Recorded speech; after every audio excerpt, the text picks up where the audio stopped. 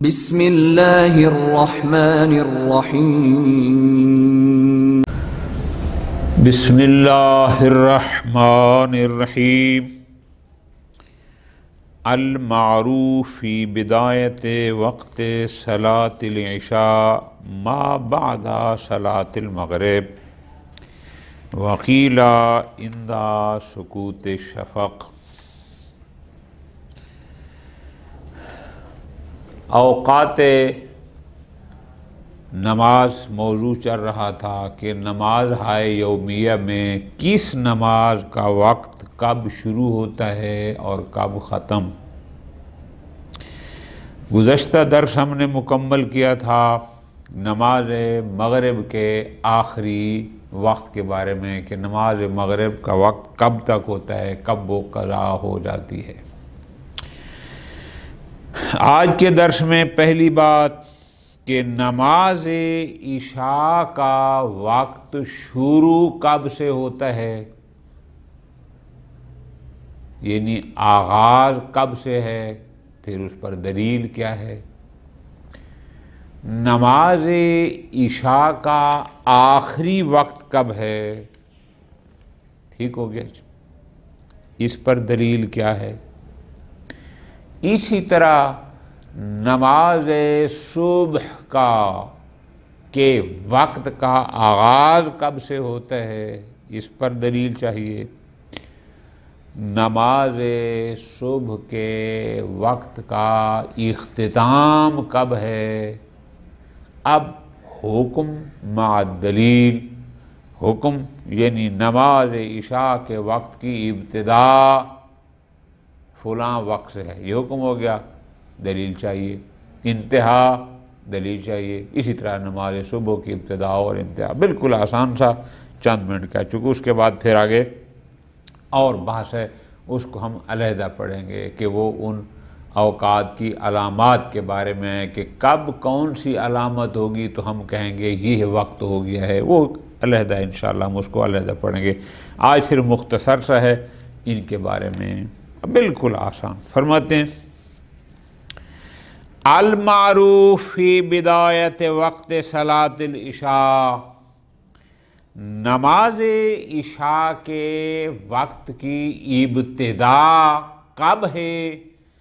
معروف یہ ہے، مشہور یہ ہے کہ وہ ہے ما بعد صلاة المغرب، یوں ہی ہم نے غروب کے بعد نماز مغرب پڑھ لی، بس 3 رکعت جب پڑھ لی اس کے بعد عشاء کا وقت شروع ہو جاتا ہے، مشہور یہی ہے۔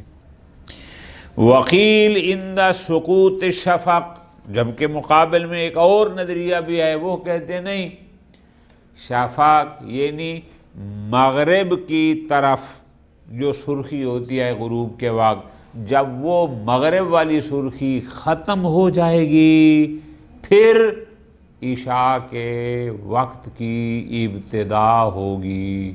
دو نظریے آ گئے۔ فرماتے ہیں والمناسب الاول، آیت اللہ ایروانی دامد اللہ العالی یہ مشہور کی حمایت میں جاتے ہیں کہ میرے نزدیک جو مناسب ہے، یعنی وہی فتویٰ ہے مشہور کہ نہیں، بعد وقت صلاة المغرب کہ یوں ہی ہم مغرب کی نماز پڑھ لیں گے بس آغاز ہو جاتا ہے۔ دلیل ایک تو وہی آیت مجیدہ اقم الصلاۃ لدلوک الشمس الی غسق اللیل، زوال سے شروع ہو رہی تھیں اور نصف شب تک، زوال سے یعنی ظہر، عصر، پھر مغرب، پھر عشاء۔ اور دوسرا ہمارے پاس روایت صحیحہ موجود ہے جناب زرارہ کی عن ابی عبداللہ امام جعفر صادق علیہ السلام سے۔ اچھا کیا روایت ہے؟ روایت صحیحہ یہ ہے، ایک تو آیت ہو گئی وہ یہ صلی رسول اللہ صلی اللہ علیہ وآلہ وسلم بالناس المغرب والعشاء الآخرہ قبل الشفق، کہ پیغمبر اکرم صلی اللہ علیہ وسلم نے لوگوں کے ساتھ مغرب اور عشاء پڑھی قبل شفق، یعنی مغرب کی سرخی ابھی ختم نہیں ہوئی تھی کہ پڑھ لی، من غیر علت، بغیر کسی مجبوری کے، فی جماعتین، جماعت کے ساتھ، وَإِنَّمَا فَعَلَ ذَلِكَ، امام نے فرمایا یہ کیوں کیا پیغمبر نے، لِيَتَّسِعَ الْوَقْتَ عَلَى أُمَّتِهِ، تاکہ اس کی امت کے لیے وقت وسیع ہو۔ ٹھیک ہو گیا؟ تو پس حدیث نے بھی یہی سمجھایا کہ مغرب جب پڑھ لیتے ہیں تو اس کے بعد عشاء کا وقت شروع ہو جاتا ہے، اور پھر آیت آقم الصلاۃ لدلوک الشمس الی غسق اللیل، اب یہ پورا جو زوال سے لے کر ہم نصف شب تک جا رہے تھے اس میں بھی یہی چیز ہے۔ خوب، اگلا سوال وہ یہ ہے کہ ابتدا تو چلو ہو گئی، انتہا کب تک عشاء کا وقت باقی رہتا ہے؟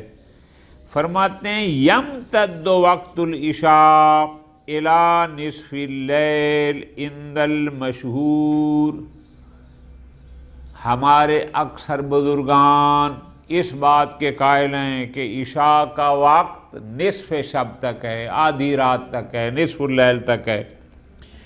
البتہ شیخ مفید اور شیخ طوسی رحمت اللہ علیہما کی طرف جو نسبت دی جاتی ہے کہ یہ دو بزرگ فرماتے ہیں من امتداد ہی الی ثلث، کہ نہیں نصف شب تک نہیں، رات کے ثلث تک، 1/3 حصے تک، تو ظاہر ہے یہ نصف سے پہلے ہوگا کہ ثلث شب۔ ٹھیک ہو گیا جی؟ تیسرے پر ختم۔ آیت اللہ ایروانی فرماتے ہیں والمناسب الاول، میرے نزدیک وہی مشہور والا نظریہ ہی بہتر ہے، وہی مناسب ہے، کیا کہ نصف شب تک۔ کیوں؟ ایک تو وہی الی غسق اللیل، غسق کی تفسیر نصف شب سے ہوئی تھی، اور دوسرا روایت موجود ہے، روایت صحیحہ ابو بصیر کی عن ابی جعفر، امام محمد باقر علیہ السلام سے، کہ امام نے فرمایا قال رسول اللہ صلی اللہ علیہ وآلہ وسلم، امام فرماتے ہیں کہ پیغمبر نے فرمایا لولا انی اخاف ان اشق علی امتی، اگر مجھے اپنی امت پر مشقت سختی کا خوف نہ ہوتا کہ یہ لوگ تنگ آ جائیں گے، لأخرت العتمۃ الی ثلث اللیل، العتمہ اس کا لغوی معنی جو المعانی میں ہے وہ ہے، لغوی معنی الثلث الاول من اللیل بعد غیاب الشفق الاحمر، لیکن یہاں پر مراد عتمہ یعنی وقت العشاء لیں گے، کہ امام نے پیغمبر نے فرمایا لولا، کہ اگر مجھے اپنی امت پر مشقت یعنی سختی خوف نہ ہوتا کہ یہ لوگ تنگ آ جائیں گے، سخت ہے ان کے لیے، لأخرت العتمۃ، تو میں صلاۃ العشاء کے وقت کو مؤخر کردہ ثلث لیل تک، لیکن چونکہ مجھے خوف ہے کہ یہ لوگ تنگ آ جائیں گے، انت فی رخصۃ الی نصف اللیل، فرمایا کہ تمہیں اجازت ہے نصف شب تک بھی پڑھ سکتے ہو، وَهُوَ غَسَقُ اللیل، اور یہی نصف لیل ہی غسق ہے۔ وہ جو آیت ہے کون سی؟ آقم الصلاۃ لدلوک الشمس الی غسق اللیل، اس غسق اللیل سے مراد یہی نصف اللیل ہے، نصف شب ہے۔ والمعارض مدفوع بما سبق، اگر کوئی اور حدیثیں مقابلے میں لے آئے تو ہم نے پہلے بھی کہا تھا کسی کے سند میں مسئلہ ہے تو کسی کی درات میں مسئلہ ہے، بہرحال، اور وہ دوسری بات یہ ہے کہ قرآن کی آیت کے بھی معارض ہیں، جب قرآن واضح کہہ رہے غسق اللیل یہ نصف شب، تو اب ثلث والی اس کے معارض ہیں، قبول نہیں، ختم۔ اما وقت المغرب باول الوقت والعشاء بآخرہ، وہ ایک بات کی تھی کہ غروب کے فوراً بعد جو 3 رکعت پڑھنے کے لیے چاہیے ہوتا ہے وقت، وہ مغرب کے ساتھ مختص ہے، اور نصف شب سے پہلے 4 رکعت پڑھنے کے لیے جتنا وقت بچتا ہے وہ مختص ہے عشاء کے لیے۔ اس پر کیا دلیل ہے؟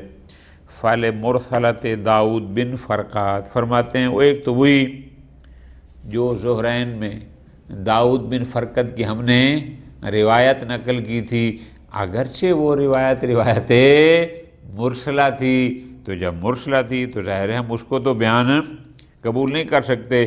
آگے فرماتے ہیں المنجبرا سندن بفتوی المشہور۔ اب یہاں 3 باتیں ہیں، اگر آپ ان کو غور کریں تو۔ نمبر 1، پہلے علیحدہ سنیں، ایک بحث ہے علم اصول میں کہ آیا شہرت فتویٰ یا کسی روایت کے ضعف سند کا جبران کر سکتی ہے یا نہیں کر سکتی؟ اگر ہم وہاں اس بات کے قائل ہو جائیں کہ شہرت فتویٰ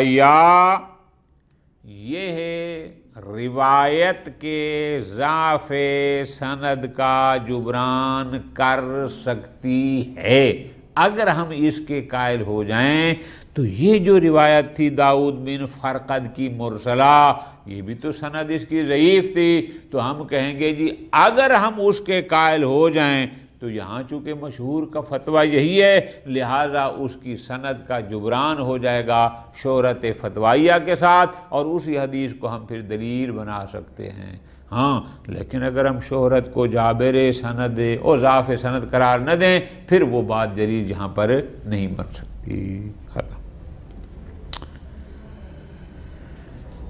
اما امتداد وقت العشاء للمضطر الى طلوع الفجر، ہم نے یہ کہا تھا کہ عشاء کا وقت نصف لیل تک ہے، لیکن ایک بات کی تھی کہ اگر کوئی مضطر ہو، کسی کوئی مجبوری ہے، تو اس کے لیے صبح صادق تک، طلوع فجر تک ان کا وقت ہے۔ اس کی کیا دلیل ہے کہ مختار کے لیے نصف لیل تک اور مضطر کے لیے طلوع فجر یعنی صبح 7 طلوع تک؟ فرماتے ہیں دلیل یہ ہے روایت صحیح لصحیحۃ ابی بصیر عن ابی عبداللہ، روایت صحیح ابو بصیر کی امام جعفر صادق علیہ السلام سے، روایت کے مطابق امام نے یوں فرمایا، ان نام رجل، اگر ایک شخص سو گیا، وَلَمْ يُصَلِّ صَلَاةَ الْمَغْرِبِ وَالْعِشَاءِ، اور اس نے ابھی مغرب عشاء نہیں پڑھی تھی، نیند آ گئی، سو گیا، او ناسیا، یا اس کو بھول گیا، نماز رہ گئی، فَإِنِ اسْتَيْقَظَ قَبْلَ الْفَجْرِ، اگر وہ صبح سے پہلے جاگ جاتا ہے، ٹھیک، قدر ما يصليها کلتیہما فلیصلہما، یعنی اگر وہ فجر سے پہلے اتنی مقدار پہلے جاگتا ہے کہ دونوں نمازیں پڑھی جا سکتی ہیں، فلیصلہما، تو اس کو چاہیے کہ دونوں نمازیں پڑھے، مغرب بھی اور عشاء بھی۔ وَإِنْ خَشِيَ أَن تَفُوتَهُ إِحْدَاهُمَا، لیکن اگر اس کو خوف ہے کہ نہیں ایک نماز رہ جائے گی، میں تو صرف ایک پڑھ سکتا ہوں اور اتنا وقت بچا ہے، امام نے فرمایا فَلْيَبْدَأْ بِالْعِشَاءِ الْآخِرَةِ، تو وہ عشاء کو پڑھے، یعنی گویا کہ مغرب اس کی قضا ہو گئی۔ یہ روایت صحیحہ دلیل ہے ہمارے پاس کہ جو مضطر ہے اس کے لیے ان کا وقت طلوع فجر صادق تک ہے۔ ٹھیک ہو گیا، باقی رہ گئی نمازوں، 4 نمازوں کا ذکر ہو گیا، ظہر، عصر، مغرب، عشاء، باقی رہ گئی نماز صبح۔ فرماتے اما ان بدایت صلاۃ الصبح، نماز صبح کے وقت کی ابتدا ہے طلوع الفجر، فجر کے طلوع، فلا خلاف فیہ، اس میں کوئی دو رائے بھی نہیں ہے، سب متفق ہیں کہ فجر یعنی وہ صبح صادق جس کو ہم کہتے ہیں فجر سے۔ وَيَدُلُّ عَلَيْهِ قَوْلُهُ تَعَالَى، یہ آیت مجیدہ بڑی واضح ہے، کون سی؟ سورہ اسراء، أَقِمِ الصَّلَاةَ لِدُلُوكِ الشَّمْسِ إِلَى غَسَقِ اللیل، یہاں تک تو ہم بار بار کہتے رہے۔